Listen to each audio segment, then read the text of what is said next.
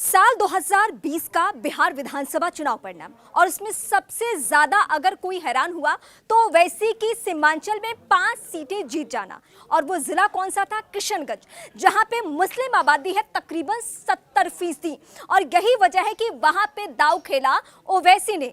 लेकिन साल 2024 आते आते ओवैसी को ये ख्याल आ रहा है कि सिर्फ बिहार के किशनगंज नहीं, सिर्फ सीमांचल नहीं, बल्कि 11 सीटों पे अपने लोकसभा के उम्मीदवार उतारना चाहिए। और यही वजह है कि बिहार के अलग अलग जिलों में, जिसमें सीमांचल के सभी जिले, जिसमें किशनगंज, कटिहार, अररिया, पूर्णिया और इसके अलावा मुजफ्फरपुर, गया, भागलपुर, इन जगहों की भी खबरें आ रही है कि यहाँ के भी लोकसभा जो सीट है वहां से उम्मीदवार ओवैसी अपने उतार सकते हैं। और इसके पीछे वजह साफ है कि इन जगहों पे मुस्लिम वोटर्स की बहुलता ज्यादा है। अगर आप मत फीसद निकाल कर देखेंगे तो पूरे बिहार की स्थिति यह है कि 17% से तकरीबन 17% तक मुस्लिम आबादी है, जिसमें अगड़ों की मुस्लिम आबादी है और पासमानदा मुस्लिम, यानी जो मुस्लिमों के दलित मुस्लिम होते हैं उनकी भी संख्या है, जिसमें भागलपुर भी आता है। और यही पूरा समीकरण देखने के बाद ओवैसी ने यह तय किया है कि इस बार 1-2 नहीं बल्कि 11 उम्मीदवार बिहार के चुनाव में उतारे जाएंगे। अब मैं आपको इसके पीछे की कहानी बताती हूं कि इससे नुकसान किसका होने जा रहा है। दरअसल बिहार की जो मौजूदा वक्त में भी सबसे बड़ी पार्टी संख्या बल के हिसाब से आरजेडी, उसका जो वोटर है वो है MY समीकरण, यानी मुस्लिम और यादव गठजोड़।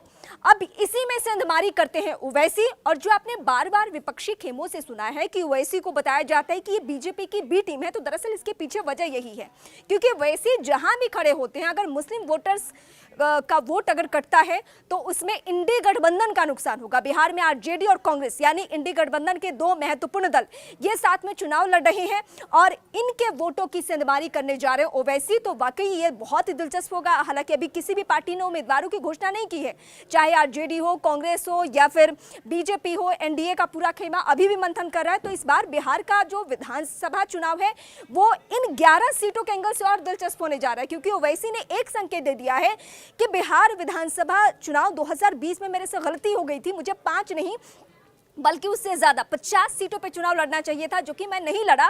तो ये 11 अगर लोकसभा की सीटें 2024 में चुनाव लड़े और बिहार में विधानसभा चुनाव है 2025 में, तो यकीनन ये जो आंकड़ा है वो बढ़ जाएगा। और नुकसान किसको होने जा रहा है? उन पार्टियों को जो MY समीकरण के सहारे बिहार के चुनाव में आगे बढ़ती है, जो अपना दबदबा, अपना दमखम रखना चाहती है।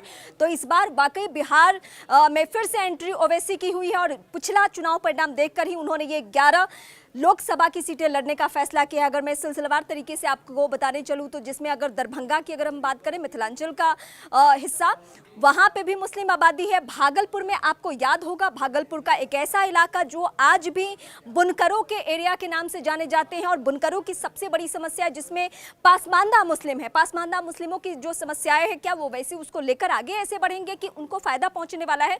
ये समीकरण बहुत ही ज्यादा बिहार में दिलचस्प होने जा रहा है। और यकीनन वोट की सेंधमारी अगर किसी की होने वाली है तो MY समीकरण में इससे इनडायरेक्टली फायदा होगा एनडीए को इस तरीके से, क्योंकि एनडीए अगर मुस्लिम वोट कट जाते हैं तो जाहिर सी बात है कि उनका नुकसान होगा और एनडीए का ध्रुवीकरण वहां पे आराम से हो सकता है।